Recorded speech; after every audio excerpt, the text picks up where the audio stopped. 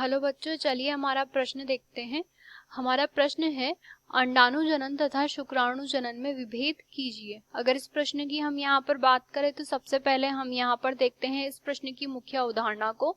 तो प्रश्न की मुख्य अवधारणा के अंतर्गत हम यहाँ पर कह सकते हैं कि सामान्य रूप से यहाँ पर जो है नर तथा मादा होते हैं, उनके अंतर्गत यहाँ पर अंडाणु व शुक्राणु बनने के लिए जो है विभिन्न प्रकार के यहाँ पर जो है प्रक्रम चलते हैं। और ये जो प्रक्रम चलते हैं ये सब यहाँ पर जो है जनन तंत्र के अंतर्गत यहाँ पर जो अंडाशय तथा यहाँ पर हम कह सकते हैं कि वृषण जो होते हैं उनके अंतर्गत यहाँ पर ये क्रियाएं संपन्न होती है। और नर व मादा के अंतर्गत जो है भिन्न भिन्न प्रकार की क्रियाएं संपन्न होती हैं। तो इसके अंतर्गत हम मादा की अगर बात करें तो उनके अंतर्गत जो क्रियाएं यहाँ पर संपन्न होती है उसे हम यहाँ पर जो है अंडाणु जनन के नाम से जानते हैं। और अगर नर की हम यहाँ पर बात करें तो उनके अंतर्गत जो क्रिया संपन्न होती है उसे हम यहाँ पर जो है शुक्राणु जनन के नाम से जानते हैं।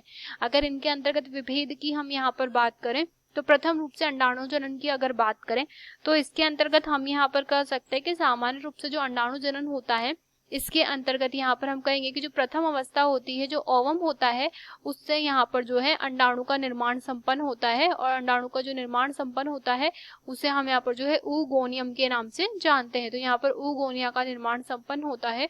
शुक्राणु के अंतर्गत हम यहाँ पर कह सकते हैं कि इसके अंतर्गत यहाँ पर जो शुक्राणु प्रसू होता है, तो शुक्राणु प्रसू से यहाँ पर सामान्य रूप से जो है शुक्राणु का निर्माण संपन्न होता है। इस क्रिया को हम यहाँ पर जो है शुक्राणु जनन के अंतर्गत रखते हैं।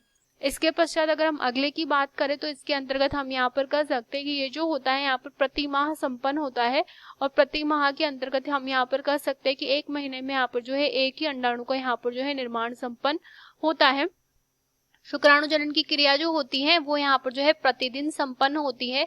और यहाँ पर जो शुक्राणुओं की संख्या होती है इनकी अगर बात करें तो शुक्राणुओं की संख्या यहाँ पर जो है बहुत सारी होती है, यानी कि हम यहाँ पर कह सकते हैं कि बहुत ज्यादा मात्रा में शुक्राणु यहाँ पर जो है प्रतिदिन निर्मित होते हैं। इसके पश्चात अगर अंडाणु जनन की हम यहाँ पर बात करें तो इसके अंतर्गत हम यहाँ पर कह सकते हैं कि जो यहाँ पर अंडाणु निर्मित होते हैं यह यहाँ पर जो है गति संपन्न नहीं करते। तो हम यहाँ पर कह सकते हैं कि ये जो होते हैं गतिहीन यहाँ पर होते हैं।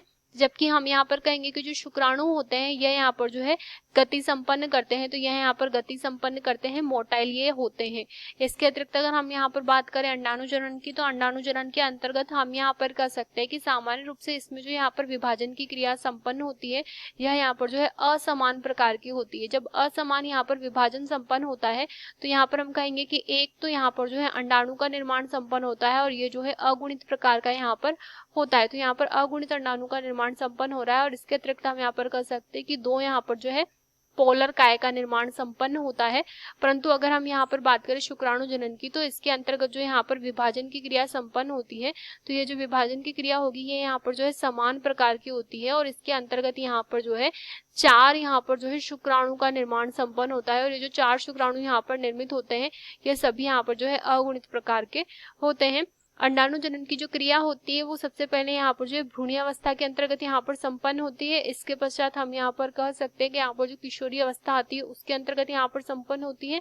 इसके पश्चात हम यहाँ पर कह सकते हैं कि अंत में ये रुक जाती है, जिसे हम यहाँ पर जो है मीनोपॉज के नाम से जानते हैं। तो ये यहाँ पर जो सामान्य रूप से तीन रूप में संपन्न होती है। परंतु अगर शुक्राणु जनन की बात करें तो हम यहाँ पर कह सकते हैं कि ये संपूर्ण जीवन काल तक जो है समान रूप से चलती रहती है। तो यहाँ पर जो है जीवन काल जो होता है इसका संपूर्ण जीवन काल तक ही समान रूप से चलती रहती है। आशा करते हैं आपको ये प्रश्न समझ आया होगा। धन्यवाद।